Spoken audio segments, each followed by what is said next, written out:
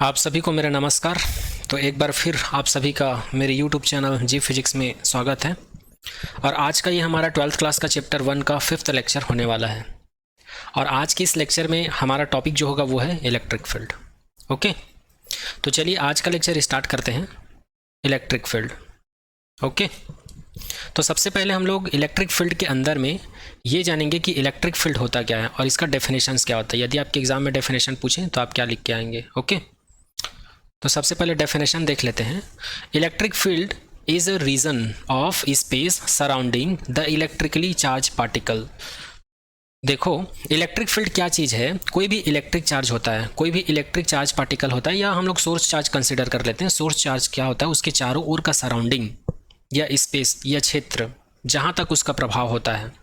और किसी other charge particle को रखने पर, कोई भी अदर चार्ज पार्टिकल जैसे कि टेस्ट चार्ज को उसके पास में रखने पर वो कुछ ना कुछ बल का अनुभव करता है। फोर्स इज एक्सर्टेड और एक्सपीरियंस्ड।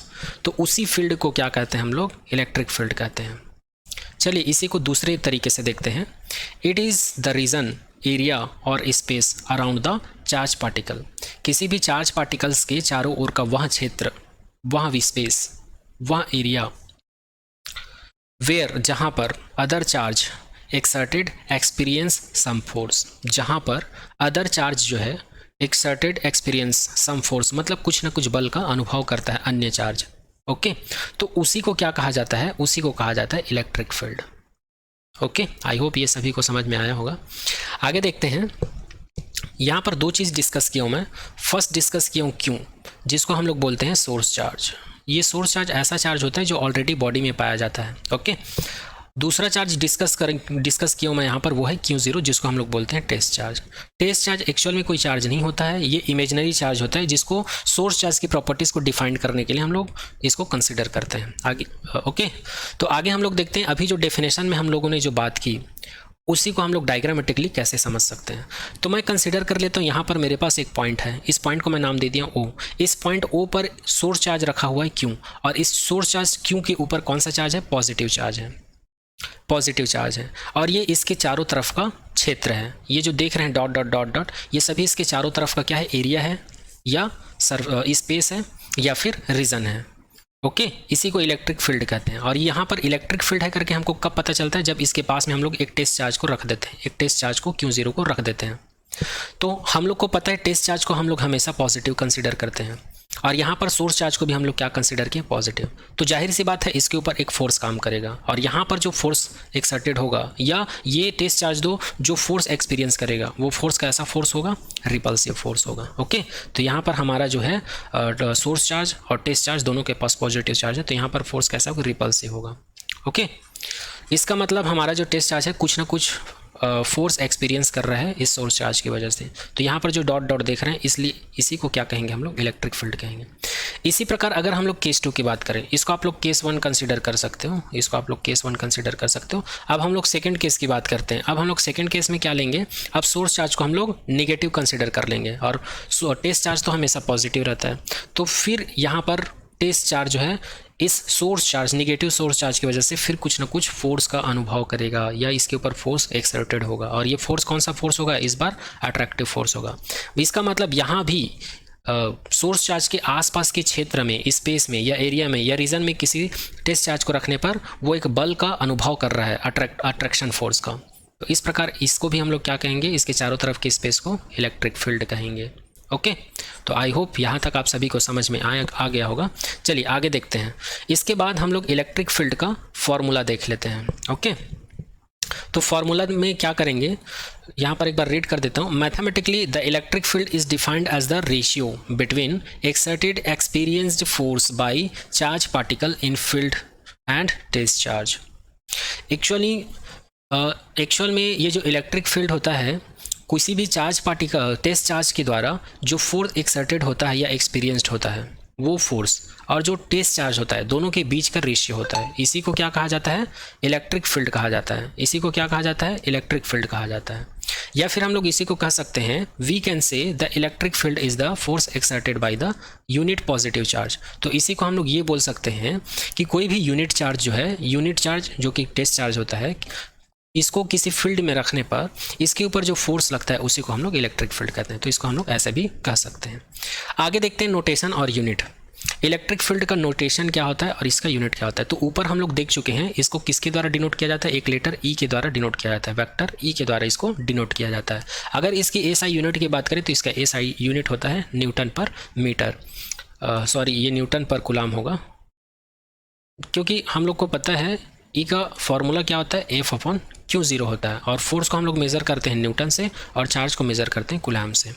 तो इसका यूनिट क्या हो जाएगा, न्यूटन पर कूलाम। और अगर हम लोग इस इलेक्ट्रिक फील्ड की बात करें तो एक क्वांटिटी होता है, एक फिजिकल क्वांटिटी होता है। और कौन सा फिजिकल क्वांटिटी होता है, वेक्टर क्वांटिटी होता है, क्योंकि इसके पास डायरेक्शन होता है।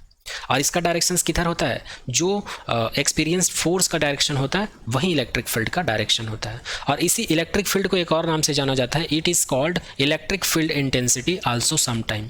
और कुछ समय किसी किसी टाइम पर इसको इलेक्ट्रिक फील्ड इंटेंसिटी भी कहा जाता है, ये जो इलेक्ट्रिक फील्ड है इसी को।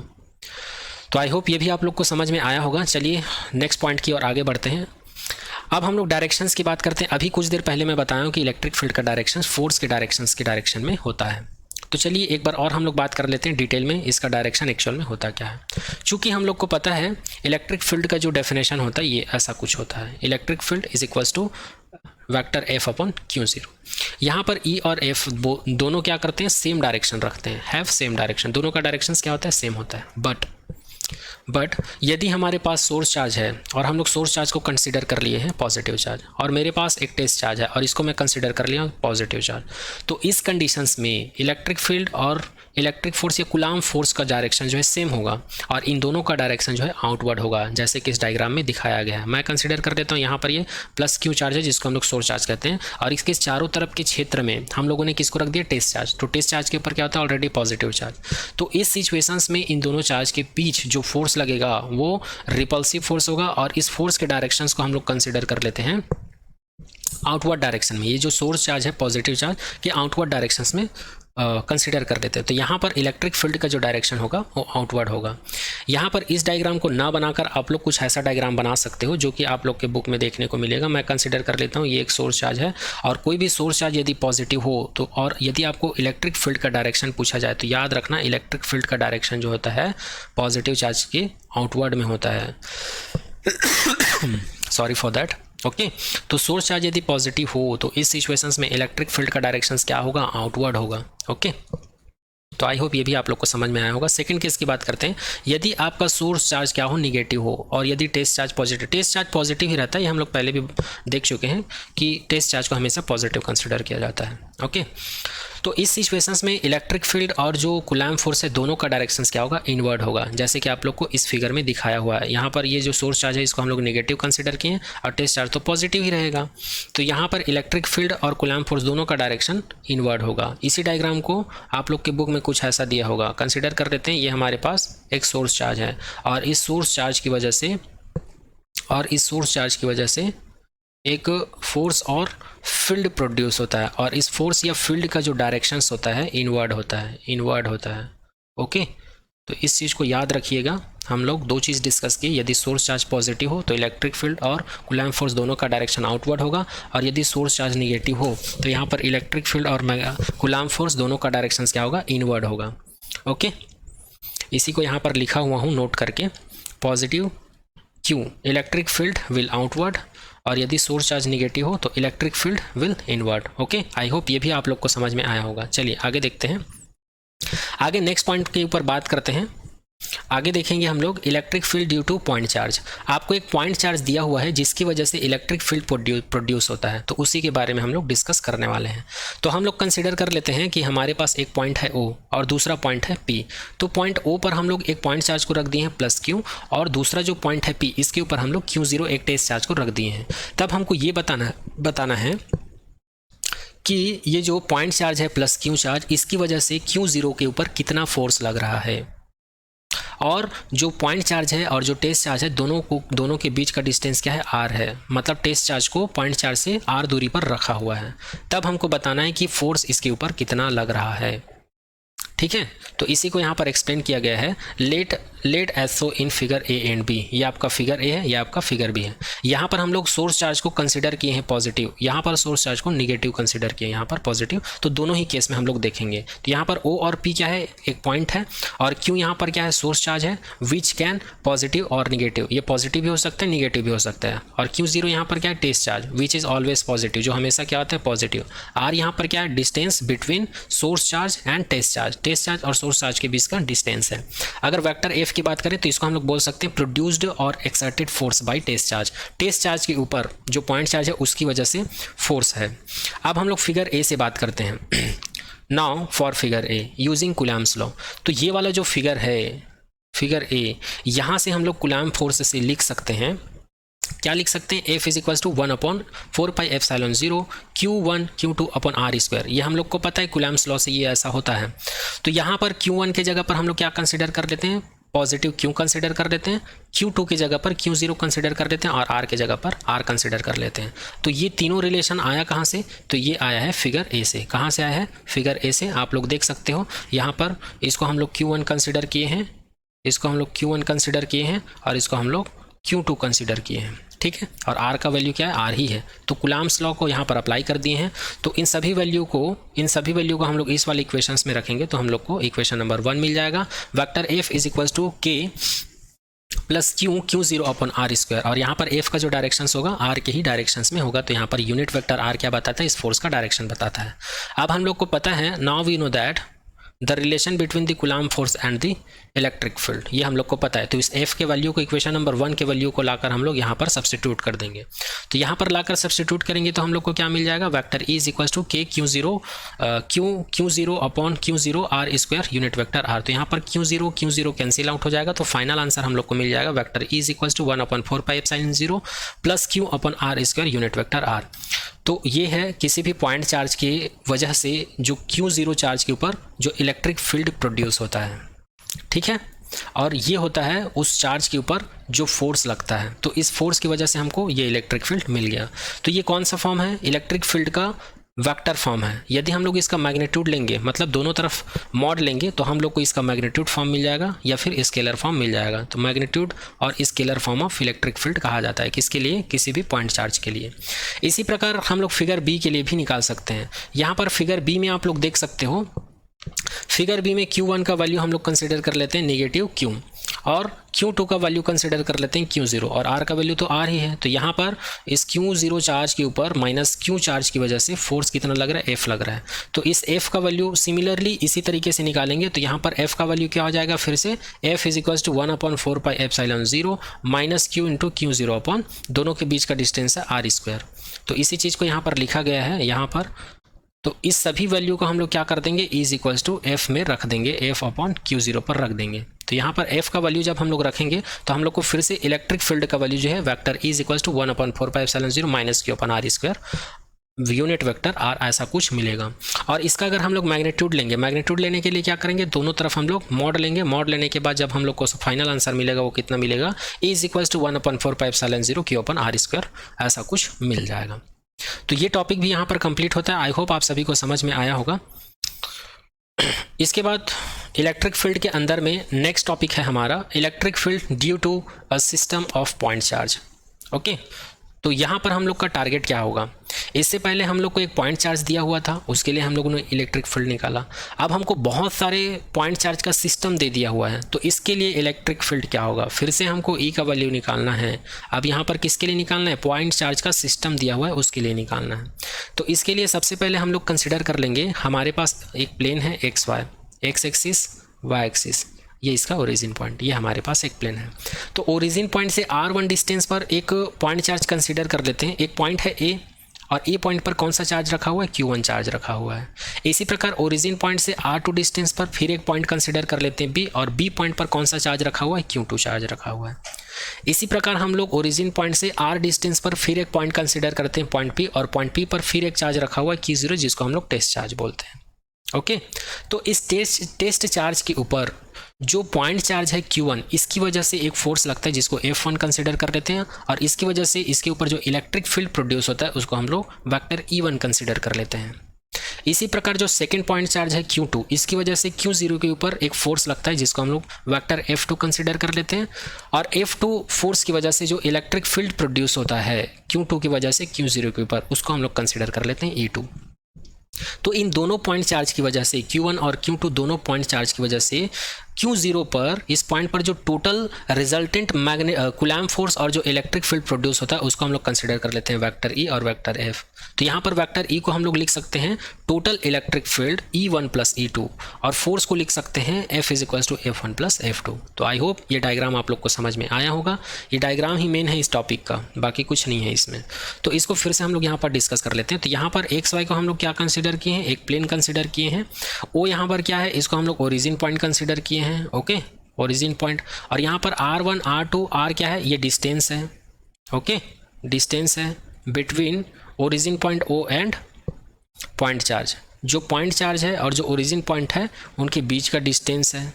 और Q1 Q2 Q0 क्या है, ये सभी क्या है, पॉइंट चार्ज है, ये सभी क्या है, पॉइंट चार्ज है। और Q1 Q2 को हम लोग सोर्स चार्ज कह सकते हैं और Q0 को टेस्ट चार्ज बोल सकते हैं।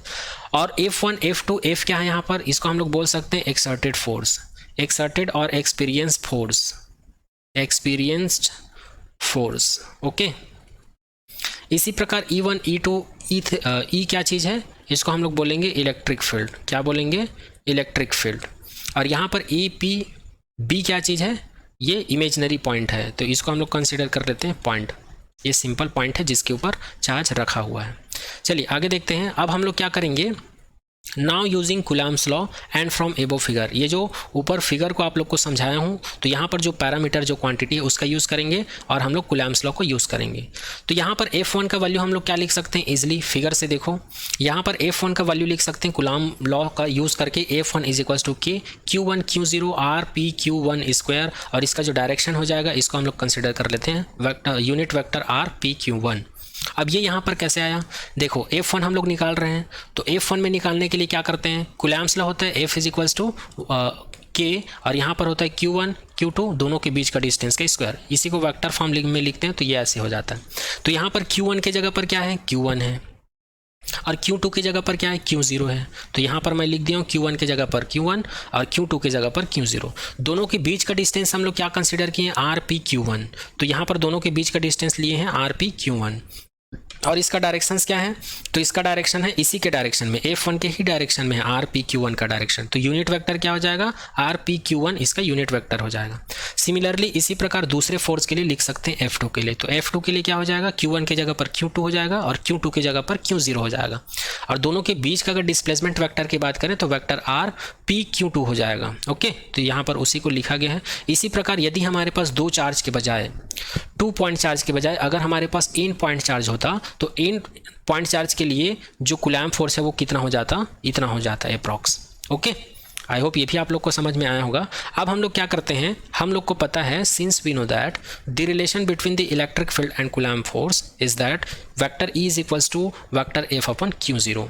तो यहाँ पर F का वैल्यू हम लोग यहाँ से सब्स्टिट्यूट करेंगे, तो E1 का वैल्यू मिल जाएगा हमको K Q1 upon R square P Q1 unit vector R P Q1।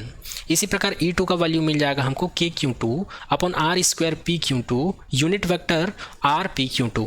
इसी प्रकार हम लोग को nवे पॉइंट चार्ज के लिए हम लोग को इलेक्ट्रिक फील्ड मिल जाता है, En is equals to K Qn upon R square P Qn unit vector R P Qn, ऐसा कुछ हमें मिल जाता है। अब हम लोग क्या करते हैं, अब हम लोग निकालेंगे ये जो टेस्ट चार्ज है Q0, इसके ऊपर कितना इलेक्ट्रिक फील्ड प्रोड्यूस हो रहा है, Q1 Q2 Q3 dot dot dot Qn charge है इसकी वजह से। तो इसको हम लोग लिख सकते हैं vector E is equals to vector E1 plus vector E2 plus E3, ऐसे ये चलता जाएगा सो ऑन। तो यहाँ पर E1 E2 E3 सबका वैल्यू रख देंगे, तो सबका वैल्यू रखेंगे तो K तो सब में कॉमन है क्योंकि K कांस्टेंट है, तो vector A is equals to K common रहेगा। अंदर में क्या आ जाएगा, Q1 upon R square P Q1 unit vector R P Q1 plus Q2 upon R square P Q2 unit vector R P Q2, okay. इसी प्रकार nवे charge के लिए क्या हो जाएगा, Qn upon R square P Qn unit vector R P Qn। तो इसी को शॉर्ट फॉर्म में हम लोग लिख सकते हैं, समेशन के फॉर्म में एक साथ लिख सकते हैं, vector E is equals to K summation n is equals to 1 से n Qn upon R square P Qn unit vector R P Qn। चूँकि यहाँ पर आप लोग n इज इक्वल टू 1 2 3 रखते जाएंगे एंड तक, तो आप लोग को फिर से यही सीरीज मिलने लगेगा। तो इसी को कहा जाता है electric field for system of point charge. तो आई होप ये भी आप लोग को समझ में आया होगा। तो यहाँ पर इलेक्ट्रिक फील्ड से रिलेटेड सारा पॉइंट हम लोग कवर कर लिए हैं। एक बार फिर से रिपीट कर देता हूँ कि इलेक्ट्रिक फील्ड के अंदर में हम लोग कौन कौन सा पॉइंट कवर किए हैं। तो आज के इस लेक्चर में हम लोगों ने इलेक्ट्रिक फील्ड देखा। इलेक्ट्रिक फील्ड के अंदर में सबसे पहले हम लोगों ने देखा इसका डेफिनेशन और इसका कॉन्सेप्ट, इसका फॉर्मूला देखें, फॉर्मूला के साथ साथ इसका नोटेशन, यूनिट, कुछ प्रॉपर्टीज़ देखे हैं, इसका डायरेक्शंस देखे हैं, डायरेक्शंस के बाद हम लोगों ने देखा इलेक्ट्रिक फील्ड देखे हैं एक पॉइंट चार्ज के लिए। उसके बाद हम लोगों ने देखा electric field for system of point charge. Okay, तो आई होप ये सभी पॉइंट आप सभी को समझ में आया होगा। तो आज के लेक्चर में यहीं तक। आने वाले लेक्चर में हम लोग डिस्कस करेंगे electric dipole. Okay, thank you so much to all.